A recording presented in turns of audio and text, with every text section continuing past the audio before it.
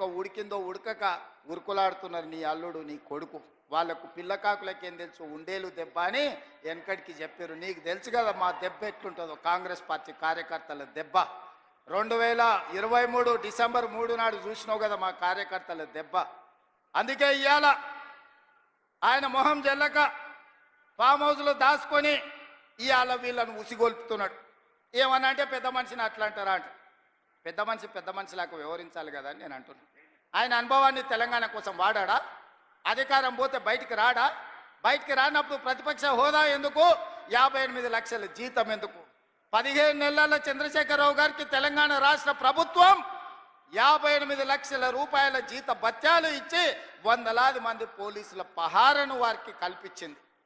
నేను అడుగుతున్న వారిని, నేను అడుగుతున్న మీడియా మిత్రులని, నేను అడుగుతున్న ఇడికొచ్చిన మా అక్క చెల్లెళ్ళని, అక్క మనం ఎక్కడైనా జీతం ఉంటే నెల జీతం ఇచ్చిన యజమాని ఎందుకు వస్తలేవని అడగడా? ఇంట్లో వండుకుంటే అని నేను అడుగుతున్నా. మన దగ్గర ఉన్నోడు ఎవడైనా, మన దగ్గర ఉండే టీచర్ అయినా, ఎస్ఐ అయినా, కానిస్టేబుల్ అయినా, ఏ ప్రభుత్వ ఉద్యోగైనా జీతం తీసుకుంటే జీతానికి రాకపోతే ఉద్యోగానికి రాకుండా జీత భత్యాలు 15 నెలలు తీసుకునేది ఎక్కడైనా ఉన్నదా? ఈ వెసులుబాటు ఎక్కడైనా ఉన్నదా అని నేను అడుగుతున్నా. మీడియా మిత్రులను కూడా అడుగుతున్నా. వారం రోజులు మీరు రిపోర్టు చేయకపోతే మీ యజమానులు ఊరుకుంటారా? ప్రతి నెల క్రమం తప్పకుండా జీత భత్యాలు తీసుకుంటున్న చంద్రశేఖరరావు గారు మీరు ఫామ్ హౌస్లో వండుకొని ఏం సందేశాన్ని ఇవ్వదలుచుకున్నారు? అధికారం ఉంటే ఉంటా, లేకపోతే అలిగి పండుకుంటా అనేదా మీ విధానం అని నేను అడుగుతున్నా. మీకు అనుభవం ఉందంటుండ్రు, మీకు అపారమైన జ్ఞానం ఉందంటుండ్రు, 80,000 పుస్తకాలు చదివిన విజ్ఞాన గని మీరు అంటుండ్రు. మీ అనుభవము, మీ విజ్ఞానము తెలంగాణ ప్రజల కోసం ఉపయోగించరా అని నేను అడుగుతున్నా. మీరైతే 1,00,000 కోట్ల రూపాయలు సంపాదించుకున్నారు, టీవీలు పెట్టుకున్నారు, పేపర్లు పెట్టుకున్నారు, ఫామ్ హౌస్లు కట్టుకున్నారు. నువ్వు గజ్వేల్లో కట్టుకుంటే నీ కొడుకు జన్వాడలో కట్టుకున్నాడు, నీ అల్లుడు మొయినాబాద్లో కట్టుకున్నాడు, నీ బడ్డ శంకర్పల్లి దగ్గర ఫామ్ హౌస్లు 100 ఎకరాలలో కట్టుకున్నారు. మరి తెలంగాణ ప్రజలు ఉన్న భూములు అమ్ముకొని ఆత్మహత్యలు చేసుకుంటుంటే ఈ ట్రిక్ ఏదో మాకు చెప్పరా? తెలంగాణ ప్రజలకు ఆయన ఏదో క్యాప్సికం పండిస్తేనే ₹1,00,00,000 ఎకరాకు వస్తుంది అన్నాడు. ఆ టెక్నిక్ ఏదో తెలంగాణ రైతాంగానికి చెప్పవా కేసీఆర్ గారని నేను అడుగుతున్నా.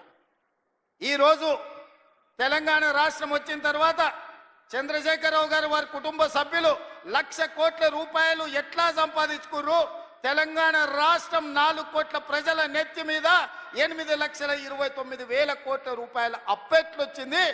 మాకు అప్పులు ఎట్లా పెరిగినాయి పాపాల పుట్టలెక్క, మీ ఆస్తులు ఎట్లా పెరిగినాయి 1,00,000 కోట్లకని నేను ఈ వేదిక మీద నుంచి పెద్దలు చంద్రశేఖరరావు గారిని సవినయంగా అడుగుతున్నా, గౌరవప్రదంగా వారికి విజ్ఞప్తి చేస్తున్నా. మీ 1,00,000 కోట్ల సంపాదన నైపుణ్యం ఏందో మా నిరుద్యోగ యువకులకు చెప్పండి. 1,00,000 కోట్లు రాకపోయినా నెలకు 1,00,000 రూపాయలు సంపాదించుకునే నైపుణ్యం మా నిరుద్యోగ యువకులు నేర్చుకుంటారని నేను అడుగుతున్నా. ఒకవేళ నీకు రావడానికి ఇబ్బంది అయితే విడతల వారీగా 1000 మందిని నీ దగ్గరికే ఫామ్ హౌస్కు పంపిస్తా. ఆ విద్య ఏందో వాళ్ళకు నేర్పమని చంద్రశేఖరరావు గారికి విజ్ఞప్తి చేస్తున్నా. ఎందుకంటే ప్రతి నెల